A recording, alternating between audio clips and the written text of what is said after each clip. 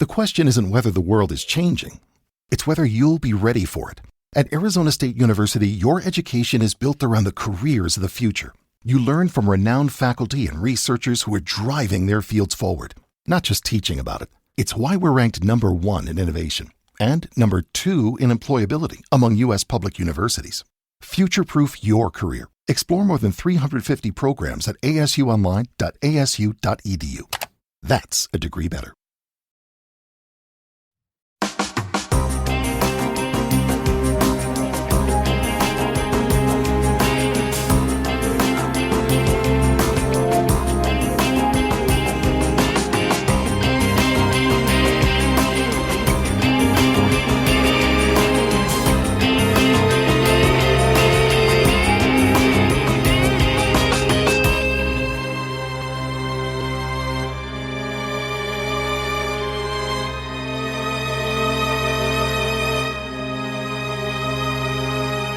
Hello, everyone, and welcome to episode 464 of the True Crime All the Time Unsolved podcast.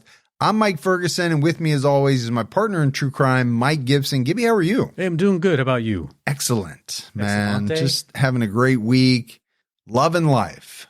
Life is to be loved. And lived.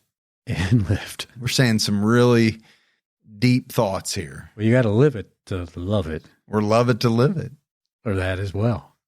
Let's go ahead and give our Patreon shout outs. We had Sarah Jane Morrison. What's going on, Morrison? LB Online. Oh, online. Jessica Baca. Hey, thanks, Baca. Kelly Lebeds. Thanks, Kelly B. Laurel. Kelly B. Kelly B. Kelly La B. Kelly L. Laurel H. Hey, Laura. And last but not least, Katie Bro.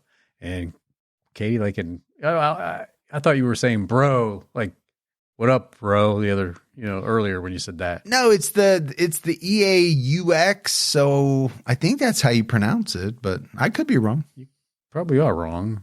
Odds are there's a 65% chance that you're. Hey, 60% of the time, I'm right every time. There you go. And if we go back into the vault, this week we selected Brittany Montalvan. Thank you so much, Brittany. Yeah, we appreciate the Patreon support. Gibbs, we have an episode out right now on True Crime All the Time where we're talking about Kelsey Barrett.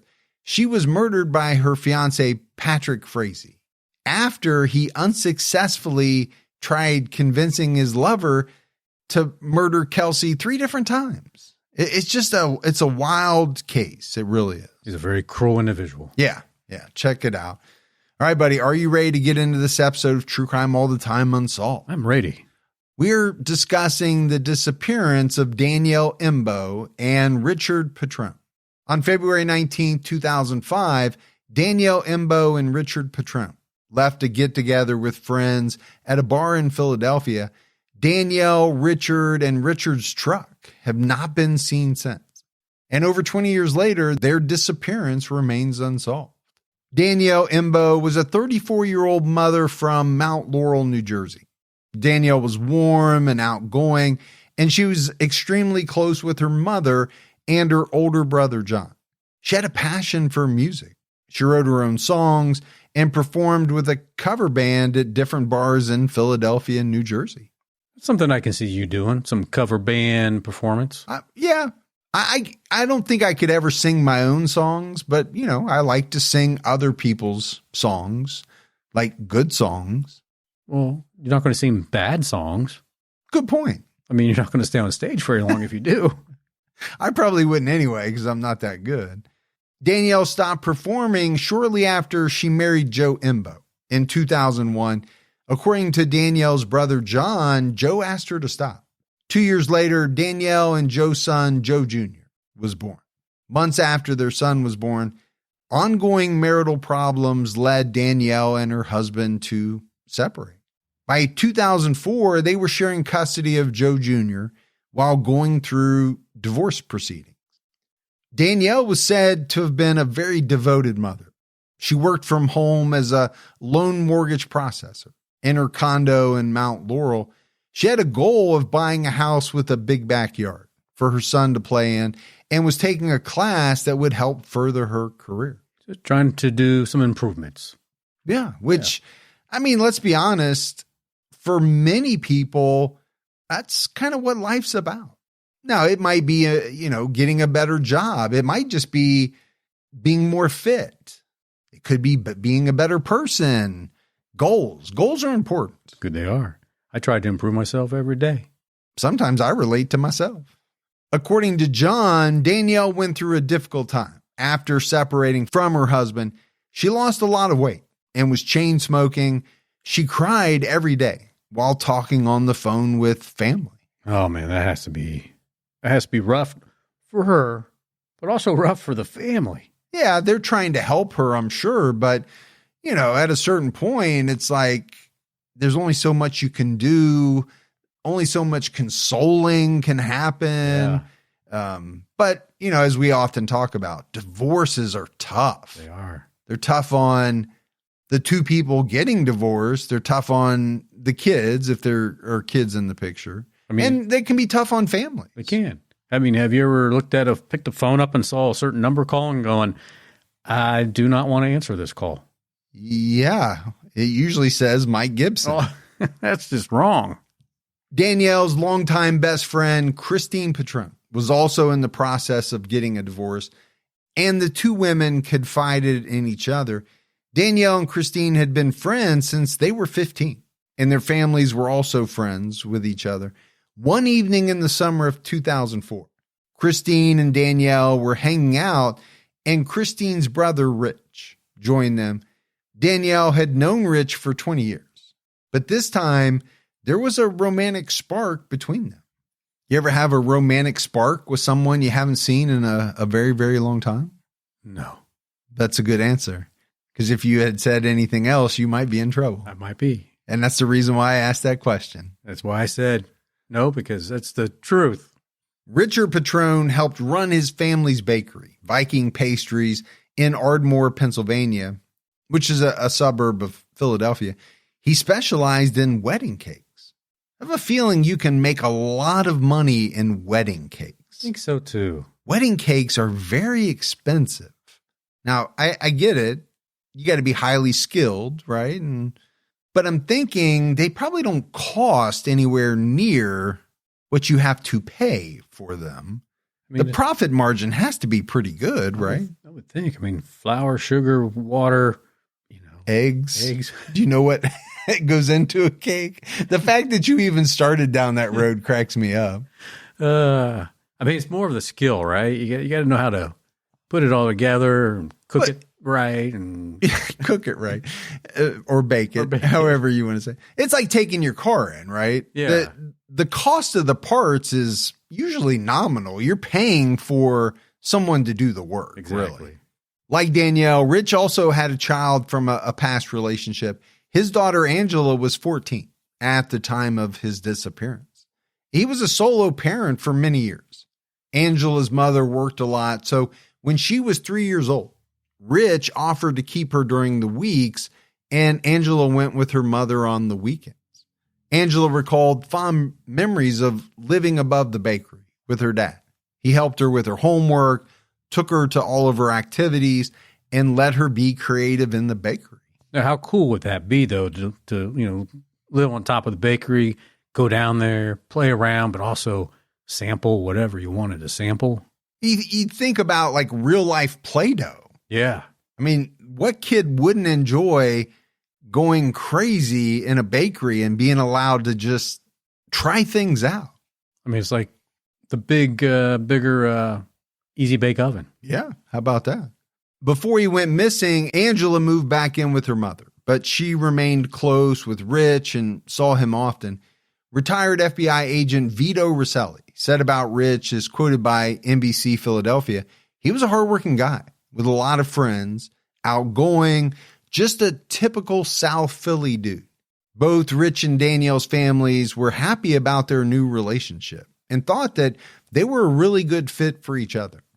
About 6 months into the relationship, around New Year's 2005, Danielle asked Rich for some space because she was getting closer to finalizing her divorce. She wanted to get her life in order and focus on being a good mother. Rich understood and accepted her decision. Things remained amicable between them. So it sounds like she knew what she needed to do. He respected that. And things were good between them. Which is the way it should be. Absolutely. It doesn't always happen, but No. that is the way things should happen. On February 19th, 2005, Danielle had a study date planned with a friend/coworker. She had the night to herself because Joe Jr. was with his dad. She canceled her study plans at the last minute to go out to dinner with her mother, Rich's mother, and some female friends. During the dinner, she made plans to meet up with Rich later that evening. It was the first time they'd seen each other since they decided to take a break. Two friends dropped Danielle off at a bar to meet Rich around 9 p.m. Shortly after arriving, Rich told Danielle that a friend of his and that friend's wife were at a nearby bar. They met Anthony Valentino and his wife Michelle at Abilene's bar on South Street, which is now closed. Anthony recalled that Rich and Danielle were in good spirits, and they seemed to be happy about spending time together. Around midnight, Anthony and his wife decided to go see another band at a bar down the road. But Rich and Danielle wanted to call it a night because they both had to pick up their kids in the morning. The couple said goodbye to each other, and Rich told Anthony he was parked nearby. Rich and Danielle headed out the exit and were never seen again. Rich was last seen wearing a gray polo sweatshirt and blue jeans. Danielle was last seen wearing a dark jacket, cream-colored sweater, and blue jeans. She was carrying a black purse. So they had a good time with this other couple. You know, I get it. You got to leave. You got to go get get your kids, or you need to leave because, you want to go somewhere else and maybe spend a little alone time together before you go get those kids. Maybe you don't want to tell the other couple that. Well, could be. Yeah. They're consenting adults. They can do whatever they want. But they weren't fighting when they left. No, and I think that's the big thing, right? Anthony said they were in good spirits. They were having a good time together. Yeah. At 9 a.m. the following morning, Danielle's brother, John Autobray, came to her condo to fix her curtain rods. She didn't answer the door, and her cell phone went straight to voicemail. John called his mother, who told him Danielle went out the night before and may have slept at Rich's place because they had too much to drink. John used his spare key to get inside. Danielle's condo was undisturbed and clean, as if she hadn't been home in a while. He fixed the curtain rods and left. Danielle missed her 11 a.m. hair appointment at Christine Petrone Salon, which was highly unusual for her. She wasn't the type of person to miss appointments. Christine assumed she was with Rich and tried calling their cell phones, but her calls went to voicemail. And this is what we talk about in so many episodes, right? You're seeing the progression of, okay, Danielle's not home. She's also not answering her phone. Yeah. Now you have another person who's trying to reach both of them. Those calls are going to voicemail. Are those freak out moments? No. But you see a progression, and at a certain point, it is going to get to that, oh my gosh, there may be something wrong here point. Yeah. Rich's mother, Marge, had also been trying to reach him that morning. Rich was close with his mom, and they typically talked a few times a day. Marge asked Christine to go to the bakery apartment to see if Rich was there. Christine went and felt that he was not there because his dog was barking. Marge called Anthony Valentino, who said he thought the couple went back to Danielle's place. It was at that point that Danielle's mother called Rich's mother because she was getting worried. Danielle's mother and brother went to her condo to wait and see if she would show up. They became extremely concerned when it was approaching 5 p.m. That was the time Joe was supposed to drop off Joe Jr., and they knew Danielle would never want to miss out on time with her son. When Joe arrived with Joe Jr., he asked what John and Danielle's mother were doing there. John decided that he didn't want to tell Joe that they couldn't find Danielle, so he said Danielle was with Christine and had asked him to watch Joe Jr. But I think it's at this point, Gibbs, right, that Danielle fails to show up for her son to be dropped off, that Her brother and mom were convinced something was seriously wrong. Yeah, this is all the warning bells going off now. Yeah. John reported his sister missing. Around that same time, Rich's family reported him missing to the Philadelphia police. The families also started doing their own investigation. They called local hospitals. Around 7 p.m., Danielle's brother John went to the Petrone household. He and Richard Sr. drove to Philadelphia to look around. They stopped at Abilene's bar first, but no one knew anything about Rich or Danielle's whereabouts. So makes sense, right? You stop at the bar where you knew they were the night before, but is it surprising that no one there knows anything about where they are? And to me, it's not, because, all right, they were with this couple. They said they were leaving. They left. It wasn't like when they were there, they made any type of scene. No. Oh, or got in a fight with someone, or I don't think there was anything to suggest that, anything was wrong at that point. John and Richard Sr. then went to each Philadelphia police precinct looking for answers, but they didn't find any. They continued driving around the city, hoping to spot Rich's truck. The problem was no one knew exactly where Rich parked that night. There were also 4 bridges crossing the Delaware River to get to Danielle's home in New Jersey. Well, it makes the search tough. Well, let's face it, Philadelphia is a pretty big place, right? I mean, it's not like we're talking Podunk, USA. Right. And if you're trying to figure out what route they would have taken if they did go back to Danielle's or were on their way to Danielle's, 4 bridges crossing the river, that really opens it up. But John and Richard Sr. believed that if they were going back to Danielle's place, they most likely took the Ben Franklin or Walt Whitman Bridge. But there was no way to know the exact route they took. So the two spent the entire night driving down every bridge, and they didn't return to the Petrone house until 7 a.m. on Monday, February 21st. There's dedication right there. Yeah, and I think most of us would probably say we do the same thing. If we thought that a loved one was missing, we'd stay out all night if we had to. Yeah. There's just really nothing that we wouldn't do to try to find them. After that, they began coordinating more searches. The Mount Laurel and Philadelphia police departments quickly started working together to track down leads. They looked into bank account activity and phone records. It was said that Rich mostly used cash, but Danielle primarily used her credit card. I just wonder how many people primarily use cash nowadays. I would have to think the percentage is pretty small. I would think so too, except for the town that I moved to. It's everybody likes to use cash. You get charged more if you use your credit card. That's because they keep it all in glass jars buried in their yards somewhere. I think they probably do.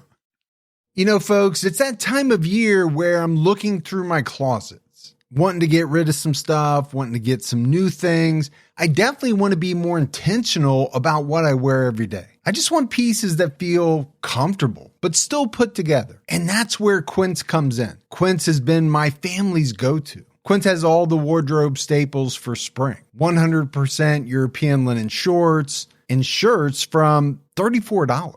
100% Pima cotton tees. Everything is priced 50 to 80% less than what you'd find at similar brands. Quince works directly with ethical factories and cuts out the middlemen, so you're getting premium materials without the markup. And my whole family has been ordering from Quince. But my favorite and my go-to is their Flow Knit Performance line. I love their shorts, their joggers, their tops. It is the most comfortable stuff. Refresh your everyday with luxury you'll actually use. Head to quince.com/truecrime for free shipping on your order and 365-day returns. Now available in Canada too. That's QUINCE.com/truecrime for free shipping and 365-day returns. Quince.com/truecrime. You know, I have been very honest. When Gibby and I first started the podcast, we really had no idea what we were doing. We had doubts on top of doubts. Could we do it? Would people listen? Were we just going to make fools of ourselves? Well, now we know we were right. And believing in ourselves and launching the podcast, despite all the fears and hesitations, it also helps when you have a partner like Shopify on your side to help. Shopify is the commerce platform behind millions of businesses around the world. And 10% of all e-commerce in the US, from household names like Gymshark to True Crime All the Time, to brands just getting started. You can get started with your own design studio. Shopify is packed with helpful AI tools that write product descriptions, page headlines, and even enhance your product photography. Shopify helps you find your customers with easy-to-run email and social media campaigns. And if you get stuck, Shopify is always around to share advice with their award-winning 24/7 customer support. It's time to turn those what-ifs into with Shopify today. Sign up for your $1 per month trial today at shopify.com/unsolved. Go to shopify.com/unsolved. That's shopify.com/unsolved. Authorities put out an APB for Rich's truck. Officers canvassed the area but never found any witnesses outside of Abilene's who remembered seeing the couple on the night of their disappearance. There weren't many security cameras in the area at that time, and the ones that were there, they didn't capture Rich or Danielle. There were no bridge or toll cameras that captured Rich's truck either. At the time, the only cameras were on the inbound side to Pennsylvania. So I really feel like, the authorities and the family, they're hitting a wall. They're up against it. They really are. They have so very little to go on. They have a pretty big area geographically to scour and no real way to know which way they went after they left the bar. It's like trying to find a needle in a haystack. Rich's friend, Anthony Valentino, was brought in for questioning with two officers. He was asked if there was a confrontation at the bar or if there was anyone suspicious who seemed to be watching Danielle. He was questioned a few times, and police even looked into his background. Anthony agreed to take a polygraph. He was asked if he knew anything about the couple's disappearance or if Rich was involved in anything nefarious. Anthony passed the polygraph and was cleared. Well, but they're going to try to do everything they can to try to get some type of lead or at least remove people as a possibility. Yeah, you have to eliminate people, right? Because you don't want to spend time on people who don't have anything to do with the crime. You want to move your resources on to something else. Yeah. 2 weeks after the disappearance, there were still no real leads. Danielle's brother John used his connections and a neighboring police department, agreed to use their helicopter to fly over the Delaware River, but nothing was found. Police then looked into possible organized crime links. One possibility was that Rich and Danielle were victims of a car theft ring. In 2004, almost 13,000 cars were stolen just in the Philly area. That's a lot of cars. That is a lot of cars. Investigators knew that this wouldn't be a one-person job. Someone would have to drive the truck to a place where it could be disassembled. The Philadelphia police and FBI attempted to track down Rich's truck by reaching out to informants, but no one was talking. Officials hadn't completely ruled out the possibility that Rich and Danielle got into an accident that night and went off one of the bridges. Yeah, but if they went off one of the bridges, I mean, I'm not from that area, so I don't know, but I think you would be able to tell if someone went off the bridge. It's not like they're just no guardrails up. Yeah, I don't know about off the bridges, but I know a big part of this case is the Delaware River, and there are a lot of parts, let's say not on the bridge, that I think kind of almost like you can drive up to it. Okay. And I know thoughts that maybe they went into the river. I'm kind of with you. I don't know how you go off the bridge without anybody noticing it, but you could definitely go into the river. Yeah, I can see that happening. At certain parts and maybe never be heard from again because obviously the river's probably pretty deep. Yeah. The truck may float to the deeper part and sink there. The Petrone family got a tip about an area on the Philadelphia waterfront where the gate appeared to have been damaged by a vehicle.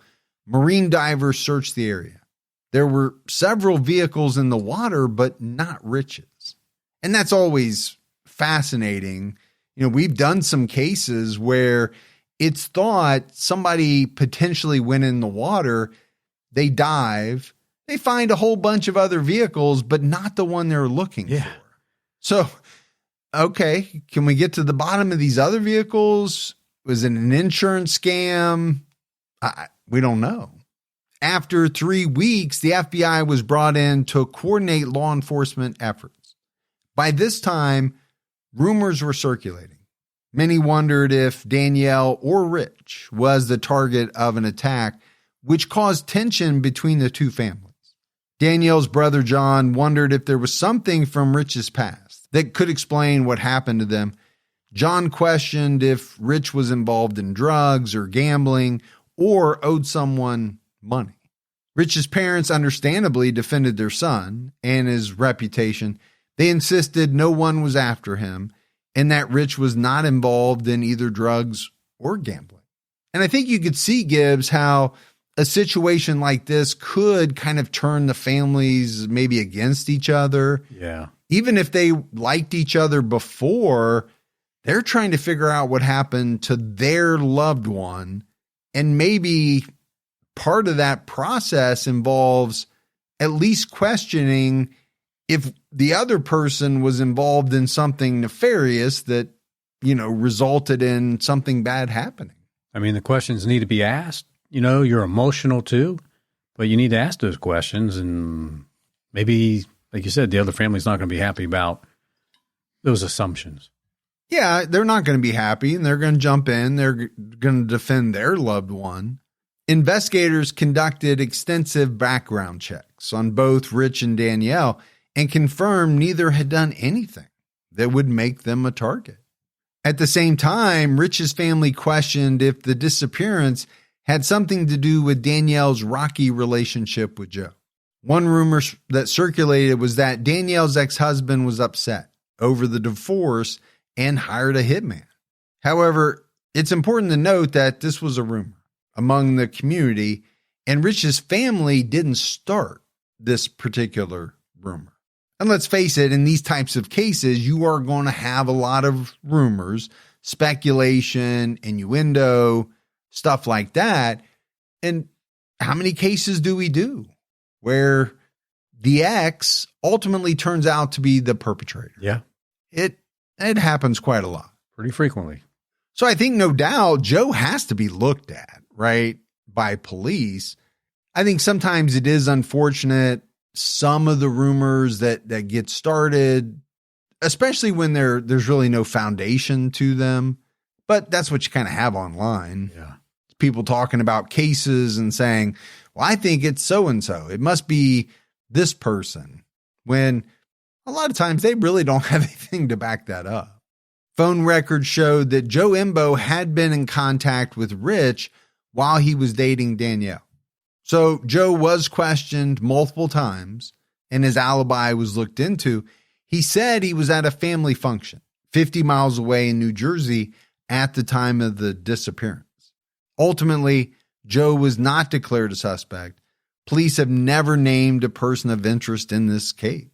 Kind of interesting that they were in contact with each other, though. Yeah, it does seem strange for the ex to reach out to the new boyfriend.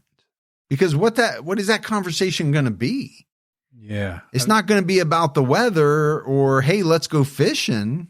Now, unless some reason he had to reach out to him on her behalf or on little Joe's behalf. Yeah, there could be a reason for that, right? Maybe he couldn't get a hold of Danielle, so he figured out how to get a hold of Rich. Yeah. If it's not that, though, then it does seem kind of strange. And then I think, okay, Joe's not declared a suspect. Well, what does that mean? To me, nothing really, because no one's been declared a suspect. When you talk about Anthony, he took a polygraph and passed. Police ruled him out. I think that's a pretty big deal. It is. Not declaring someone a suspect, to me, is a far cry from coming out and saying you've ruled them out. But the relationship between the two families was irreparably damaged, and they stopped speaking. In 2014, Marge Petrone told the Courier Post that the relationship went south right away due to drastically different opinions about what happened. And you mentioned kind of the emotions side of things. I don't think there's any way to get away from that. Emotion levels are high. Yeah. Things are going to get heated in a lot of different scenarios surrounding this case. You know, and sometimes people are going to blame people that maybe they don't deserve to be blamed, but it's going to happen. Or just the mere questioning of someone's integrity could set the other side off. You're going to challenge my loved one's character? It's not going to set well. Marge declined to elaborate on this quote, right? Went south right away. And Danielle's brother declined an interview for that article. Richard Petrone Sr. said the FBI questioned him extensively about gambling during a polygraph, but the family maintains that Rich had no ties to gambling, drugs, or the mafia. In fact, Richard hated gambling. So by March 2005, the case was at a standstill. Then John Otabre's mother-in-law received a tip that Danielle was in a boxcar under the Walt Whitman Bridge, and she was dying. John rushed out to look for her and called the detective on the way. The tracks were just 10 miles from Danielle's home. John climbed over a barbed wire fence to get to the boxcars. He opened the door of a closed boxcar, expecting to find a body, but there was nothing. All of the boxcars were empty. Police eventually showed up and escorted John to the Mount Laurel police station, where they told him that what he did was dangerous. You know what? I think we would do the same. Yeah, I don't think he cared about the admonishment of, hey, what you did was dangerous. If there was even a remote chance that Danielle was inside one of these boxcars, he was going to check it out. But it's such a strange tip. And a sick tip. Right. I mean, obviously it was false. So what does that mean? Someone was playing a trick. They thought it was funny to call in a fake tip or something like that. I agree with you. That's sick. You know, I've had a lot of times in my life where I could have used a little therapy. There have been tough breakups, periods of burnout, and just plain old anxiety and stress. Affordable and accessible mental health care shouldn't be out of reach, but it too often is. You know, most of us use insurance to cover our physical health, so why shouldn't it also cover your mental health? Rula makes sure it does. I've been using online therapy for a number of years now, and the benefits are amazing. Rula does things a little differently. They partner with over 100 insurance plans, making the average copay just $15 per session. That's real therapy from licensed professionals at a price that actually makes sense. Go to Rula.com/TCAT to get started. That's RULA.com/TCAT for quality therapy that's covered by insurance. Thousands of people are already using Rula. To get affordable, high-quality therapy that's actually covered by insurance, visit Rula.com/TCAT to get started. After you sign up, you'll be asked how you heard about them. Please support our show and let them know we sent you. That's RULA.com/TCAT. You deserve mental health care that works with you, not against your budget. You're listening to this podcast, so I know you've got a curious mind. Here's a helpful fact you might not know yet. Drivers who switch and save with Progressive save over $900 on average. They make it super simple. Pop over to Progressive.com, answer some questions, and you'll get a quick quote with coverage options tailored to your choices. Plus, you'll see which discounts you may qualify for, like the online quote discount or savings for paying in full. In fact, 99% of Progressive Auto customers earn at least one discount. See if you could save when you switch to Progressive. You'll feel good about making a savvy choice. Visit Progressive.com and see if you can enjoy a little extra cash back. Progressive Casualty Insurance Company and Affiliates, national average 12-month savings of $946 by new customers surveyed who saved with Progressive between June 2024 and May 2025. Potential savings will vary. After the snow melted in the spring, search efforts extended to the Pine Barrens. Volunteers came out on the weekends to search the woods, but nothing was ever found. Over the next 3 years, there were no solid leads, but in 2008, FBI agent Vito Rosselli received a tip from a friend in the Philadelphia PD during an unrelated investigation. The department's Marine Dive Unit found a black pickup truck in the river in the area Rosselli was interested in. The truck was removed from the water. Although it was very similar to Rich's truck, it wasn't his vehicle. The truck was part of an insurance scam. There were multiple stolen cars in that section of the river. The old dump zone. How many cars are in the Delaware River? I think a lot, man. How many cars are in any big river? How many cars are in the Mississippi? Too many. I mean, it's better than, how we handled your car insurance thing the other few years ago with me wearing a helmet and running it into the tree 4, 5, 6 times. We said we'd never speak of that.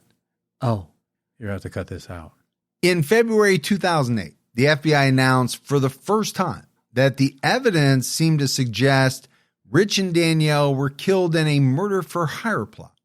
Investigators ruled out kidnapping because there was never a ransom or information on the couple's whereabouts.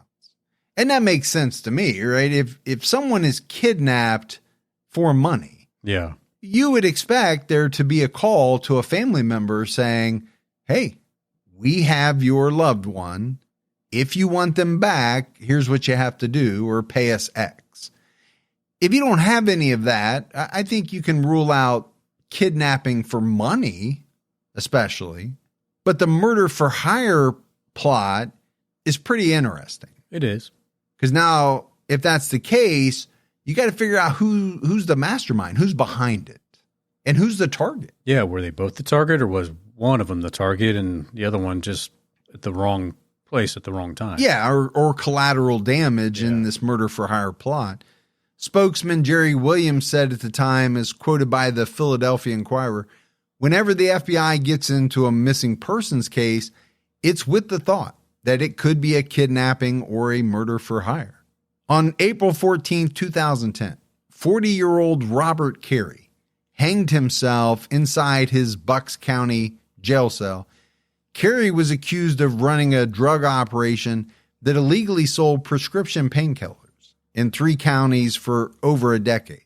He was facing felony identity theft charges for allegedly forging prescriptions for over 140,000 tablets of OxyContin and Percocet between 2008 and 2010. Well, that's a lot of pills.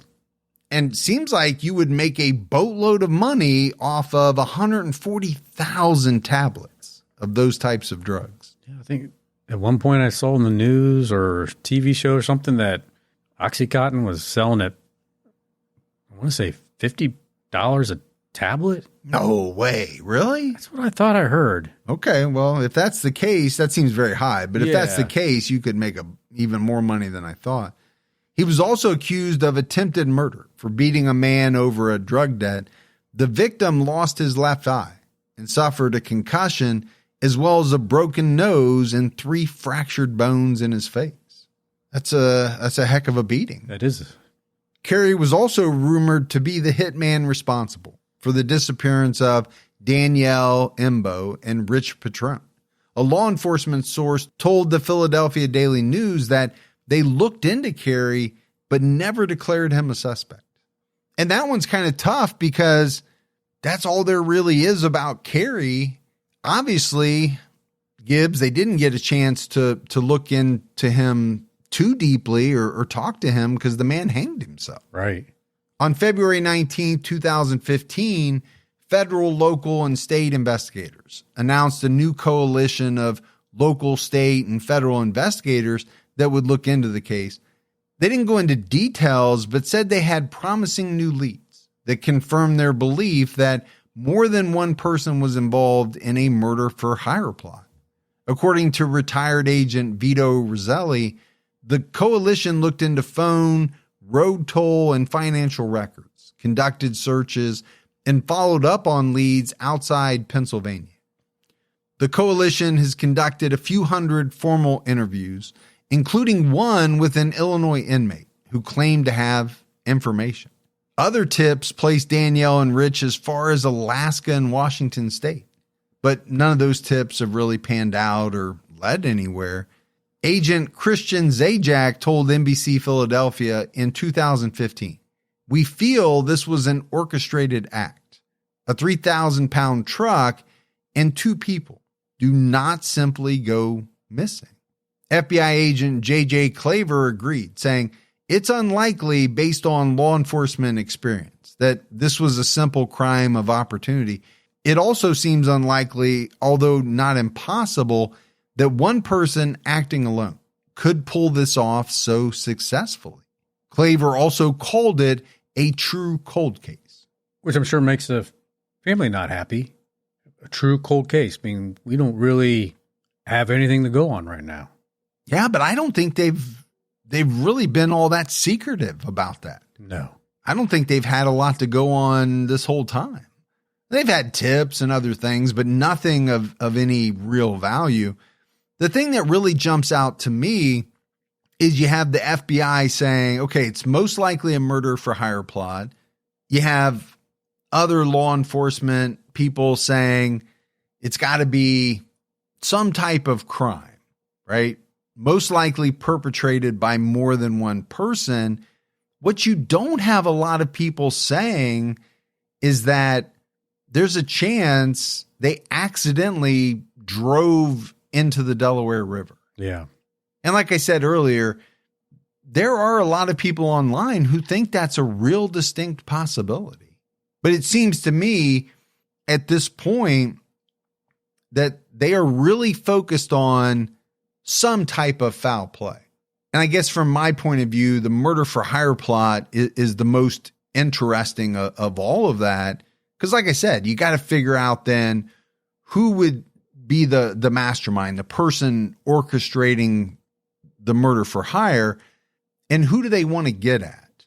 I think if you're looking for the most likely person or the person who would have the most to gain, you would say, well, it would probably be Joe, right? He's in a custody battle. Right.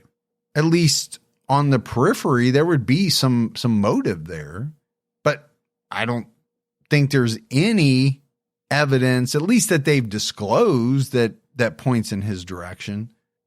I just don't know of anybody else in the case who would have a motive. Rich's mother, Marge Petrone, said at the time, "Who are they protecting? A murderer?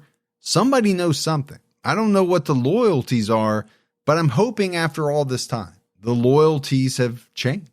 So she's thinking, there's enough time that has passed that there's really no reason to protect anybody anymore. Like the loyalty's gone, or she's hoping the loyalty's gone. Yeah, and I think that's a hope in a lot of unsolved cases, right? Where there aren't many concrete leads or really any concrete leads.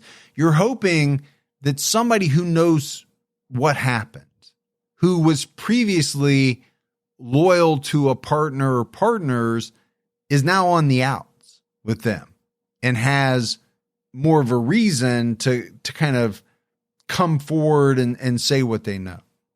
In a recent interview with NBC Philadelphia, Roselli revealed that they received a tip that the case was a murder for hire for the mafia out of New York. He said there was enough meat on that allegation for us to get proactively involved. Okay, so then you have to ask the question, why would the mafia want to kill one or both of these individuals? Yeah, over what? because gambling debts, as the one family kind of brought up at one point, over drugs, over... And there didn't seem to be, through all their extensive research, anything that backed that up. Yeah. Now, this lead didn't go anywhere, but it's not been completely ruled out. However, investigators aren't sure who exactly wanted Rich or Danielle killed. So again, I don't know what you make of all this. All right, there's tips, but there's really nothing backing the tips up. Other tips over the years mentioned a drug gang in Camden, a pagan motorcycle gang, and a drug dealer in the Fishtown section of Philadelphia. On the 20th anniversary of Rich and Danielle's disappearance, investigators once again asked for the public's help. Special Agent Philip Blessington said in 2025, "Unfortunately, I don't think there's any chance that they're alive. If there's only one thing I can guarantee, there is no way that Danielle Imbo and Rich Petrone wouldn't find a way to get some kind of message back to their kids."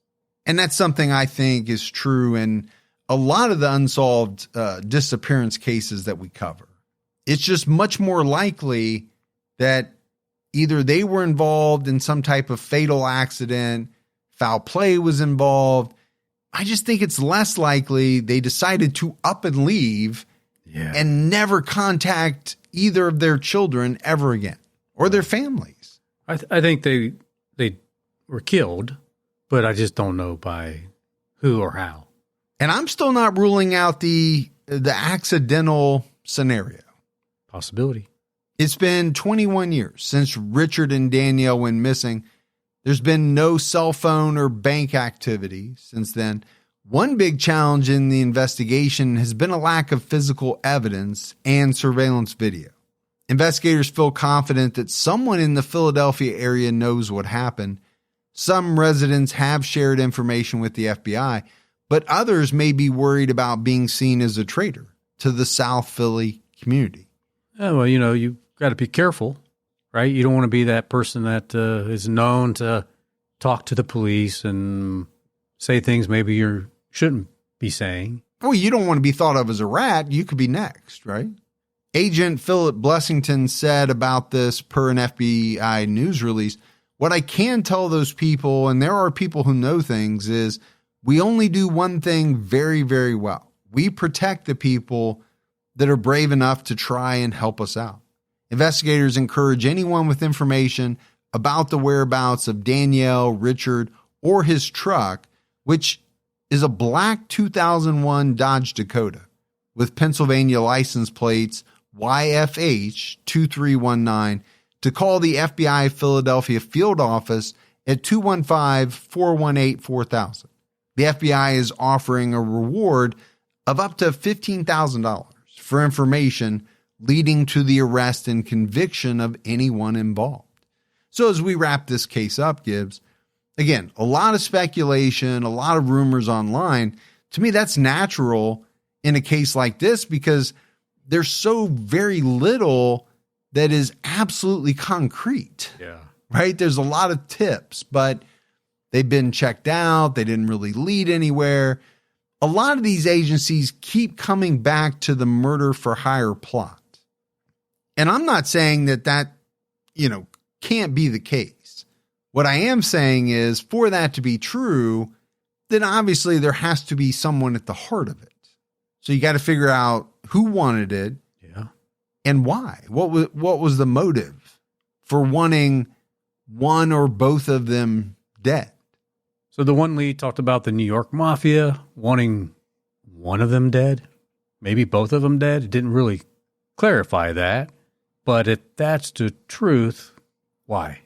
Yeah, and that's the problem about a lot of the tips, right? There's very little clarification.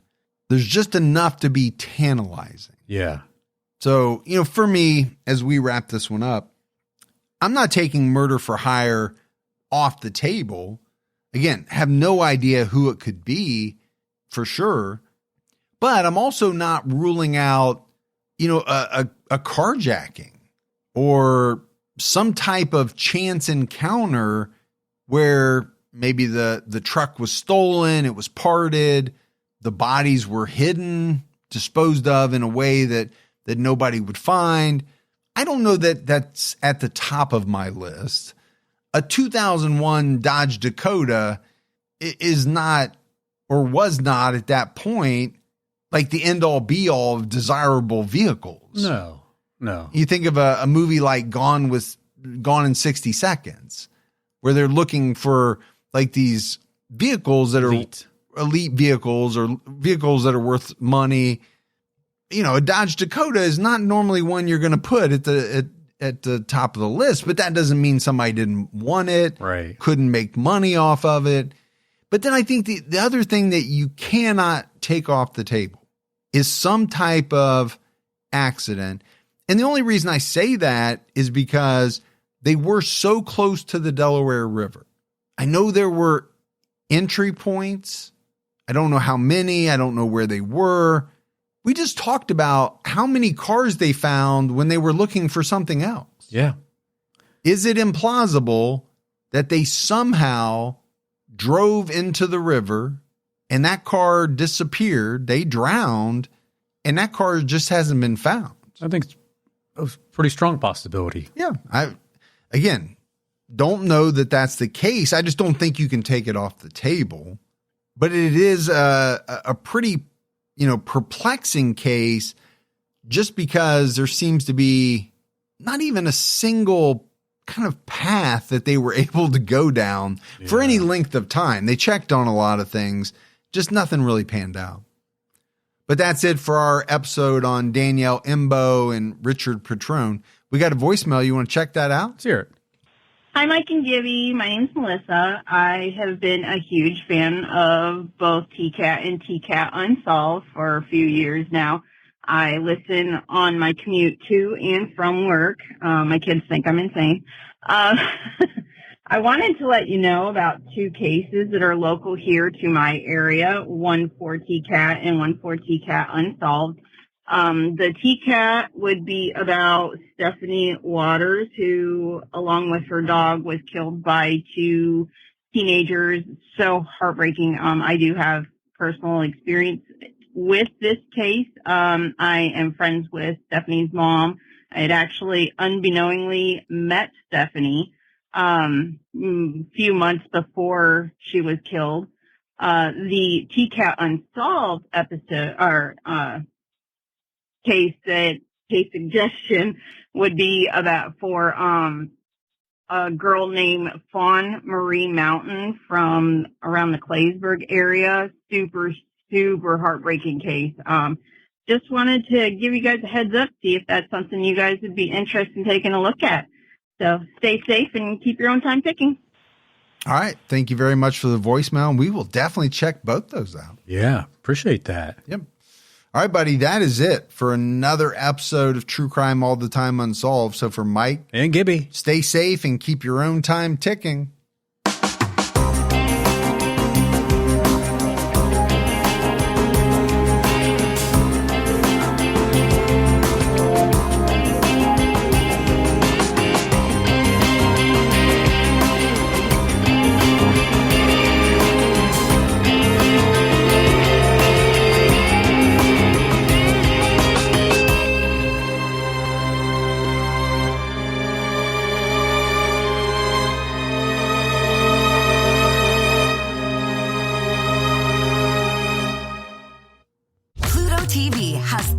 Of free movies and TV shows. We're coming at you with everything we got.